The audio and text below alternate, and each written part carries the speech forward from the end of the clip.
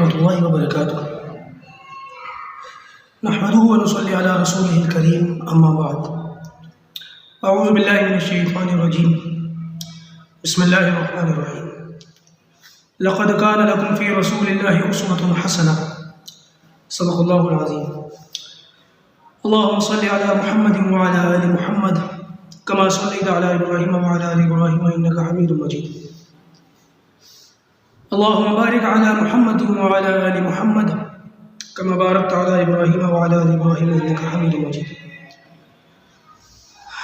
امید کے ساتھ ساتھ دعا کرتا ہوں کہ اللہ پاک آپ سب کو خیر و عافیت سے رکھے۔ اور غزوہ بدر چل رہا ہے اور میرے خیال سے اس پر 5-6 کلاسیں ہماری صرف اسی غزوہ بدر پر نکل گئی۔ آج بھی بات وہیں سے شروع ہوگی۔ دیکھیے بات یہاں تک پہنچی تھی کہ نبی کریم صلی اللہ علیہ وسلم جب غزوہ بدر پہنچ گئے اور باقاعدہ جنگ شروع ہو گئی تو پہلے 1 to 1 یعنی کہ گھمسان کی لڑائی نہیں ہوئی، بلکہ عتبہ، ولید اور شیبہ کے مقابلے میں ابو عبیدہ، علی اور حمزہ رضی اللہ عنہ نکل کر کے آئے۔ ابو عبیدہ اس کے اندر شہید یعنی کہ زخمی ہوئے اور حضرت حمزہ اور حضرت علی نے جو ہے وہ ولید کو اور شیبہ کو ٹکا دیا، مار دیا اور بعد میں پھر عتبہ کو بھی ختم کر دیا۔ اس کے بعد پھر نبی کریم صلی اللہ علیہ وسلم عریش میں تشریف لے گئے دعا کے لیے، اور دونوں لشکر آمنے سامنے تھے اور آپ صلی اللہ علیہ وسلم نے وہاں پہنچ کر پھر دعا کی۔ یہ وہ موقع ہے جب نبی کریم صلی اللہ علیہ وسلم نے ایسی خشوع اور خضوع کے ساتھ دعا کی اور ایسی للہیت کے ساتھ دعا کی۔ آپ صلی اللہ علیہ وسلم بار بار جو ہے وہ ہاتھوں کو اٹھا کر بہت زیادہ بلند کر لیا کرتے تھے کہ چادر ڈھلک جاتی تھی۔ ابو بکر صدیق رضی اللہ تعالیٰ خیمے کے اندر آپ کے ساتھ تھے۔ سعد بن معاذ رضی اللہ تعالیٰ تلوار لے کر پہریداری کر رہے تھے اور آپ صلی اللہ علیہ وسلم کبھی سجدے میں ہوتے تھے، کبھی ہاتھ بلند کر لیا کرتے تھے، اور اس میں نبی کریم صلی اللہ علیہ وسلم نے اللہ تعالیٰ سے اس مدد کا وعدہ جو اللہ تعالیٰ نے کیا تھا اس کی طرف فرمائی کہ اللہ جو وعدہ تو نے کیا تھا وہ وعدہ جو ہے اپنا پورا فرما۔ اس دعا کے بعد نبی کریم صلی اللہ علیہ وسلم کے لیے فرشتوں کا نزول ہوا ہے۔ دیکھیے یہ بات یاد رکھنے کی کہ جب اللہ تعالیٰ نے وعدہ کہہ دیا تھا کہ میں مدد بھیجوں گا، اب اللہ تعالیٰ کے وعدے میں تو کوئی شک و شبہ ہے نہیں۔ اللہ تعالیٰ نے جب کہہ دیا تو وعدہ تو پورا ہوگا، مدد تو آئے گی۔ پھر بھی اس کے باوجود نبی کریم صلی اللہ علیہ وسلم کو جو اتنا قربہ ہے اور اتنا دعائیں مانگنا ہے کیوں ہے؟ دراصل بات اس لیے کہ اللہ تعالیٰ کی طرف سے مدد کا وعدہ تو تھا، لیکن یہ وعدہ نہیں تھا کہ اسی مارکے میں یہ مدد آئے گی۔ لہٰذا نبی کریم صلی اللہ علیہ وسلم کو یہ پتا تھا کہ اللہ تعالیٰ مدد تو بھیجے گا، لیکن یہ ضروری نہیں ہے کہ اسی مارکے میں بھیجے یا کچھ وقت کے بعد بھیجے۔ تو نبی کریم صلی اللہ علیہ وسلم کی دیکھیں یہ نہیں تھا کہ اللہ تعالیٰ کے وعدے پر تکیہ کر کے بیٹھ گئے کہ بس اللہ تعالیٰ نے کہہ دیا اب تو مدد آئے گی، کوئی بات نہیں، تشر بناؤ، سو آرام سے کھاؤ پیو، نہیں۔ اس کے باوجود بھی نبی کریم صلی اللہ علیہ وسلم بار بار اللہ تعالیٰ کے حضور جو ہے دعائیں مانگتے ہیں اور اللہ تعالیٰ سے بار بار اس مدد کا جو ہے پورا کرنے کا جو ہے اللہ تعالیٰ سے التجا کرتے ہیں، دعا کرتے ہیں، درخواست کرتے ہیں۔ جس پر ابو بکر صدیق رضی اللہ تعالیٰ بار بار وہ جو چادر گرتی تھی ہاتھ بلند کرنے کی وجہ سے، وہ چادر بار بار اٹھا کر کے آپ صلی اللہ علیہ وسلم کے کندھے مبارک پر رکھتے تھے۔ پھر ایک موقع ایسا ہے کہ ابو بکر صدیق لپٹ گئے اللہ کے رسول سے اور آپ نے فرمایا ان کو بھی ترس آ گیا اللہ کے رسول پر کہ یا رسول کو بس کیجیے، بہت آپ نے گریہ وزاری کر لی، اللہ تعالیٰ نے سن لیا۔ علماء نے فرمایا کہ آپ صلی اللہ علیہ وسلم اس دعا کے بعد جب باہر تشریف لائے اللہ تعالیٰ نے پھر فرشتوں کو اتار دیا۔ اور میں نے ذکر کیا تھا ہجرت کے موقع پر ایک شخص ہیں سراقہ بن مالک، بعد میں ایمان لائے ہیں۔ یہ جو سراقہ بن مالک تھے اس وقت تک تو ایمان لائے نہیں تھے، اور شیطان سراقہ بن مالک کی شکل میں ان مشرکین مکہ کے پاس آ گیا اور ان کو برگلاتا تھا اور ان کے اندر وسوسے ڈالتا تھا۔ لہٰذا اللہ تبارک و تعالیٰ نے فرشتوں کو بھی اتارا۔ بعض روایتوں کے مطابق فرشتے انسانی شکل میں اترے، اور جب فرشتوں کو سراقہ بن مالک کی شکل میں شیطان جو موجود تھا اس نے فرشتوں کو اترتے ہوئے دیکھا تو پیٹھ موڑ کر کے بھاگ گیا۔ یہاں تک یہ شیطان یہاں تک ساتھ دیتا ہے بس، اس لیے کبھی بھی اس کے جو ہے وسوسے میں نہیں آنا چاہیے، کبھی بھی اس کی باتوں میں نہیں آنا چاہیے۔ جب کبھی بھی یہ گناہوں پر ابھارے فوراً اپنی جو ہے اللہ تعالیٰ کی اس کو دیکھ لینا چاہیے۔ یہ بات آپ کے لیے بھی ہے، میرے لیے بھی ہے۔ اللہ تعالیٰ نے گناہوں سے اور شیطانی پھندوں سے بچنے کی توفیق عطا فرمائی۔ اللہ تعالیٰ کا وعدہ تھا کہ فرشتے اتریں گے اور فرشتے اترے بھی۔ بعض روایتوں کے اندر آتا ہے کہ فرشتے 1000 کی تعداد میں اترے اور پھر 3000 اترے اور پھر 5000 اترے، یعنی کہ پہلے 1000 اترے، پھر 2000 اترے تو 3000 پورے ہو گئے، پھر 2000 اترے تو پھر 5000 پورے ہو گئے۔ یعنی کہ اللہ تعالیٰ نے یہ دیکھیے مشرکین مکہ 1000 کی تعداد میں تھے تو 1000 فرشتے اترے، اور پھر 3000 اس لیے اترے کہ نبی کریم صلی اللہ علیہ وسلم کے صحابہ کرام کے مقابلے میں 3 گنا زیادہ تھے، تو اللہ تعالیٰ نے پھر فرشتے بھی 3 گنا زیادہ اتارے، اور پھر 5000 اس لیے اتارے کہ پھر اچھی جہاں فرشتے ہوتے ہیں نا، وہ ایک ماحول سا بن جاتا ہے روحانی اعتبار سے، کیونکہ جس طریقے سے شیطان کو وسوسہ ڈالنے کی طاقت اللہ تعالیٰ نے دی ہے، ویسے ہی فرشتوں کو بھی اللہ تعالیٰ نے یہ طاقت دی ہے کہ یہ نیک بندوں کے دلوں میں القاء کرتے ہیں اچھی باتوں کو، الہام کرتے ہیں اچھی باتوں کو۔ تو یہ مسلمانوں کو القاء کر رہے تھے، جوش دلا رہے تھے کہ خوب لڑو، خوب آگے بڑھ کر کے مقابلہ کرو۔ روایت کے اندر آتا ہے کہ جو فرشتے تھے ان کے سر پر عمامے بندھے ہوئے تھے، جیسے ہم عمامہ باندھتے ہیں، علماء کرام کو دیکھا ہوگا آپ نے۔ اور روایت کے اندر آتا ہے کہ فرشتوں کے جو عماموں کا کلر تھا، بعض روایتوں کے اندر کالا تھا، کالے رنگ کا عمامہ، جیسے کہ اس وقت میں نے باندھ رکھا، اور بعض روایتوں کے مطابق سفید تھا، اور بعض روایتوں کے مطابق زرد یعنی کہ پیلا رنگ، جو سنہرا کلر ہوتا ہے نا، سونے کا گولڈن، اس ٹائپ کا تھا۔ اور سنہرا گولڈن کلر جو ہے ایک طریقے سے خوشی دینے کے لیے ہوتا ہے، خوشی اس کو دیکھ کر کے ذرا اچھا سا محسوس ہوتا ہے۔ تو یہ 3 کلر کے عمامے فرشتوں کے متعلق 3 روایتیں ملتی ہیں کہ یہ فرشتوں نے پہنا ہوا تھا، اور روایت کے اندر آتا ہے کہ فرشتوں نے یہ جو عمامے کی ٹیل ہوتی ہے، جیسے یہ ہوتا ہے، اس کو ٹیل بولتے ہیں، پیچھے اس کو شملہ بولتے ہیں، تو فرشتوں نے یہ شملہ چھوڑ رکھا تھا، اور کندھے پر ان کا شملہ ایسے لٹکا ہوا تھا، ایسے آگے کی طرف، جیسے یہ ہوتا ہے نا ایسے لٹکنا، تو یہ فرشتوں کے شملے اس طریقے سے لٹکے ہوئے تھے، اور ایسے فرشتوں نے عمامے باندھ رکھے تھے، یعنی کہ آپ دیکھیں کیفیات تک بیان کرتے ہیں فرشتوں کی نازل ہونے کی۔ اچھا، اب سوال یہ اٹھتا ہے کہ فرشتوں کو تو لڑنا آتا تھا نہیں، فرشتوں کے اندر ایک صرف اسرائیل ہی ہے، اسرائیل جو ملک الموت ہے، موت کے فرشتے ہیں جو روح قبض کرتے ہیں، باقی جتنے فرشتے ہیں ان کو تو لڑنا جھگڑنا اور جنگ کرنا اور قتل کرنا تو آتا تھا نہیں۔ تو روایت کے اندر آتا ہے کہ ان فرشتوں کو اللہ تعالیٰ نے خود جنگ کرنا سکھایا اور کافروں کو مارنا سکھایا، مشرکین کا قتل کرنا سکھایا۔ یہ باقاعدہ سیکھ کر آئے تھے اور باقاعدہ گھوڑوں کے اوپر آئے تھے۔ صحابہ کرام اپنا جو ہے وہ بتاتے ہیں کہ کس طریقے سے یہ لوگ آتے تھے اور کس طریقے سے یہ لوگ قتل کرتے تھے۔ بعض روایتوں کے اندر تو یہاں تک ملتا ہے، صحابہ کرام کہتے ہیں کہ وہ لوگ جو ہمارے ہاتھوں سے مارے جاتے تھے اور وہ لوگ جو فرشتوں کے ہاتھوں سے مارے جاتے تھے، ان دونوں کی لاشوں میں اچھا خاصا فرق ہوتا تھا۔ جو ہمارے ہاتھوں سے، ہماری تلواروں سے، تیروں سے مارے جاتے تھے وہ تو نارمل ہوتے تھے، لیکن جو فرشتوں کے ہاتھوں سے مارے جاتے تھے تو ان کی گردن پر اور ان کے انگلیوں کے پوروں پر جلنے کا نشان ہوتا تھا۔ ایک صحابی کہتے ہیں کہ ابھی میں کسی مشرک کے پیچھے غزوہ بدر کے اندر دوڑ رہا تھا کہ ابھی میں نے اشارہ ہی کیا تھا مارنے کے لیے، میں مار بھی نہیں پایا، وہ آگے آگے تھا، میں پیچھے پیچھے تھا، میں نے صرف مارنے کے لیے تلوار بلند کی کہ اتنی دیر میں جو ہے میں نے یہ دیکھا کہ اس مشرک کے 2 ٹکڑے ہو گئے۔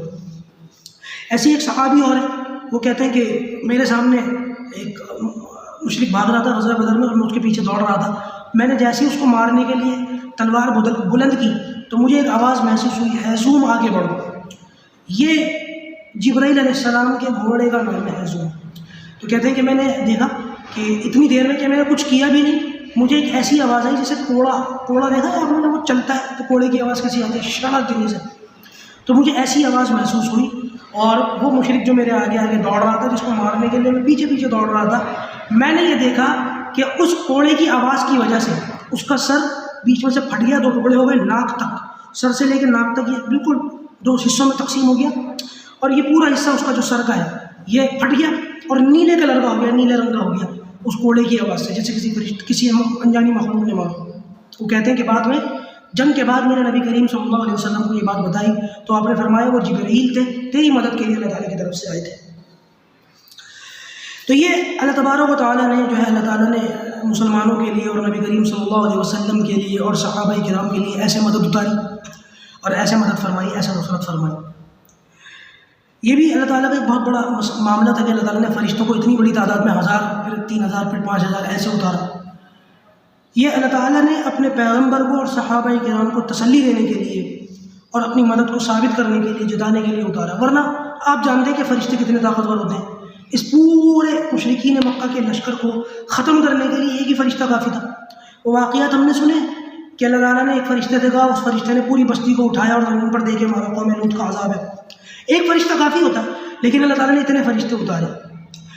اور بعض روایت کے اندر آتا ہے کہ فرشتے صرف غزوہ بدر میں ہی نہیں اترے ہیں، اور غزوات میں بھی اترے ہیں، خیبر کے اندر بھی آئے ہیں، احد کے اندر بھی آئے ہیں، اور کئی غزوات ہیں اس کے اندر آئے ہیں، لیکن فرشتوں نے جہاد صرف غزوہ بدر کے اندر کیا ہے، دوسرے کسی موقع پر فرشتوں سے لڑنا جنگ کرنا ثابت نہیں ہے۔ ہاں بعض غزوہ بدر کے بارے میں بھی آتا ہے کہ ایک دو جو ہے موقع پر جبرائیل میکائیل نے لڑائی کی ہے، لیکن وہ کچھ روایتیں ایسی ہیں بس ملتی ہیں، لیکن جو صحیح طریقے پر بالکل جو اوتھینٹک درجے کی وہ ہے روایت ہے کہ فرشتوں نے لڑا اور قتل کیا اور جہاد کیا، وہ غزوہ بدر کے بارے میں ہے۔ آج بھی اگر ہم لوگ صحابہ کرام جیسا ایمان تو خیر نہیں ہو سکتا، لیکن اس کا کچھ نقل کریں، کچھ اس کا 1% بھی ہم لوگوں کو نصیب ہو جائے کہ فرشتے نہیں اتر سکتے اللہ تعالیٰ کی طرف سے۔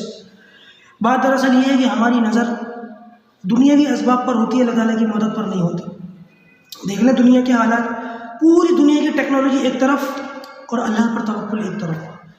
غزوہ بدر کے موقع پر تو پھر بھی ٹیکنالوجی اتنی زیادہ ایڈوانس نہیں تھی، ابھی 4-5 مہینے ہی ہوئے ہیں، زیادہ کوئی لمبی چوڑی بات نہیں ہے۔ سالوں سے افغانستان امریکہ کے ساتھ لڑ رہا تھا اور دنیا بھر کی ایڈوانس ترین ٹیکنالوجی امریکہ کے ہاتھ میں تھی، لیکن کیا ہوا؟ دنیا نے دیکھا کہ افغانستان نے کیا کیا ان پہاڑوں کے اندر رہنے والے لوگوں نے۔ تو یہ بات دیکھنے میں آتی ہے اور یہ ہماری نظروں سے گزرتی ہے کہ اللہ تعالیٰ پر صرف توکل کرنے والے، چاہے اسباب ان کے پاس نہ ہو، لیکن اللہ پر، اللہ کے رسول پر یقین کرنے والے، اپنے ایمان پر بھروسہ کرنے والے جب جو ہے باطل طاقتوں سے الجھ جاتے ہیں تو پھر اللہ تعالیٰ کی طرف سے اس میں پھر زبردست طریقے سے مدد آتی ہے اور اللہ تعالیٰ اس میں پھر جو ہے مدد فرماتے ہیں۔ ہم نے کیا تیاری کی؟ کیا ہم فجر میں اٹھتے ہیں اور کیا ہم نماز پڑھتے ہیں اور کیا ہم اسٹیٹس پر برتھ ڈے وشز نہیں لگا رہے اور کیا ہیپی میرج اینیورسری اس طریقے کے نہیں لگا رہے اور کیا ہم عیسائیوں کے طریقوں کے مطابق برتھ ڈے نہیں منا رہے؟ کیا ہم لوگ کیک سے ہولی نہیں کھیل رہے آج کل؟ کیا ہم لوگ دیوالی پر پٹاخے نہیں چھوڑ رہے آج کل؟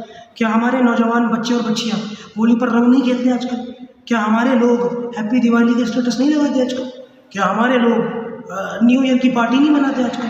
کیا ہمارے نوجوان لڑکے اور لڑکیاں، اللہ حفاظت فرمائے، ویلنٹائن ڈے نہیں مناتے آج کل؟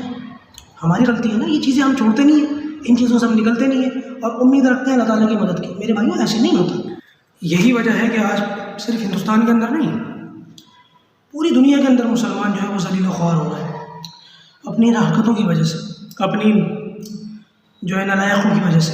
ہم سب اس کے اندر شریک ہیں، برابر کے شریک ہیں، کیونکہ آج ہمیں غیروں کی تہذیب پر عمل کرنا عزت کی چیز نظر آتا ہے اور اپنی تہذیب پر، اپنے کلچر پر، اپنی چیزوں پر عمل کرنے سے شرم محسوس ہوتی ہے۔ بہت سارے نوجوان داڑیاں نہیں رکھتے، وجہ کیا ہے؟ شرم آ رہی ہے۔ بلکہ بہت ساری مائیں اپنے بیٹوں سے کہتی تھیں کہ ابھی سے تو نے داڑھی رکھ لی۔ میں نے دیکھا ہے بہت سارے لوگ چلا وغیرہ لگاتے ہیں، تھوڑا بہت ایمان بن جاتا، داڑھی رکھ لیتے ہیں۔ ان کی مائیں ان کو ڈرا کر کے داڑیاں کٹوا دیتی ہیں۔ بہت ساری عورتیں اپنے شوہروں کی داڑیاں کٹوا دیتی ہیں۔ تو یہ کیوں ہو رہا ہے؟ کیا آپ نے کبھی اس قسم کی چیزیں اس پر غور کیا تھی کہ دنیا کے اندر اللہ تعالیٰ کی مدد ان چیزوں پر تو کبھی آئے گی، زندگی میں نہیں آئے گی۔ خالی مظلوم ہونا ہمارے کام نہیں آئے گا میرے بھائیوں۔ ہم لوگ یہ سوچیں کہ جو ہماری زندگی کا اس وقت معاملہ چل رہا ہے وہ اسی طریقے سے چلتا رہے اور اللہ تعالیٰ کی مدد بھی آ جائے، ناممکنات میں سے، ناممکنات میں سے۔ ہاں اللہ تعالیٰ کبھی کبھی جو ہے ظالم کو پکڑ لیتا ہے، وہ ایک الگ سی بات ہے، لیکن یہ ہو سکتا ہے کہ ظالم کو اللہ تعالیٰ اس کے ظلم پر حد سے زیادہ آگے بڑھنے کی وجہ سے پکڑ لے۔ آپ کی مظلومیت پر مدد نہیں آ سکتی ان حالات کی وجہ سے، کیونکہ ہم خود کو بدلنے کو تیار نہیں ہیں۔ قرآن مجید کا ظاہر سا اسلوب، سیدھا سیدھا اصول ہے، ان اللہ لا یغیر ما بقوم حتی یغیروا ما بانفسہم۔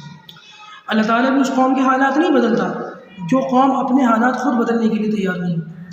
لہذا اللہ تعالیٰ کی مدد تو آ سکتی ہے، آج بھی آ سکتی ہے، لیکن اس کے لائق ہمیں خود بننا پڑے گا۔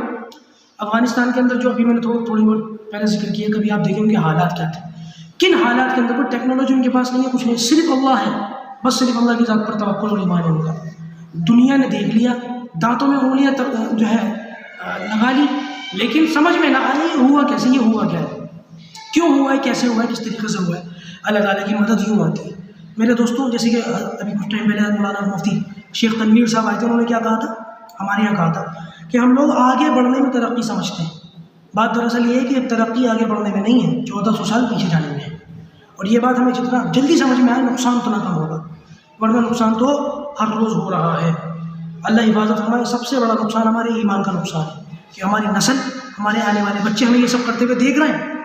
ہم نے تو کبھی اپنے باپ داداؤں کو یہ چیزیں کرتے ہوئے دیکھا ہی نہیں، پھر بھی ہم کر رہے ہیں، اور ہمارے بچوں سے ان چیزوں کو دیکھ رہے ہیں، وہ آگے کیا کچھ کریں گے۔ یقینی بات ہے کہ ہمارے بچے ان چیزوں پر صرف رکیں گے نہیں، اسٹینڈ نہیں لیں گے، بلکہ وہ اس سے اور 2 قدم آگے بڑھ جائیں گے۔ ضرورت اس بات کی کہ ان چیزوں پر ہم ابھی قدم لگائیں، ابھی رک جائیں اور اللہ کی ذات پر توکل کریں، تو انشاءاللہ جیسے بدر اللہ تعالیٰ نے بدر کے میدان میں اپنی مدد بھیجی تھی، ویسے ہی اللہ تعالیٰ کی مدد ہمارے آج بھی آئے گی۔ اللہ کی ذات پر پورا یقین ہے۔ ایسا نہیں ہو سکتا کہ لوگ اللہ کی ذات پر توکل کریں اور اللہ کا نام لے کر کے دنیاوی اعتبار سے جو محنت صحابہ کرام نے جس طریقے سے کی تھی ویسے کریں اور اللہ تعالیٰ مدد نہ بھیجے ناممکنات میں سے۔ اللہ پاک یہ باتیں سمجھنے کی ہمیں توفیق عطا فرمائے۔ انشاءاللہ اس سال کی بات جو مقرر کی جائے گی، وآخر دعوانا الحمدللہ رب العالمین۔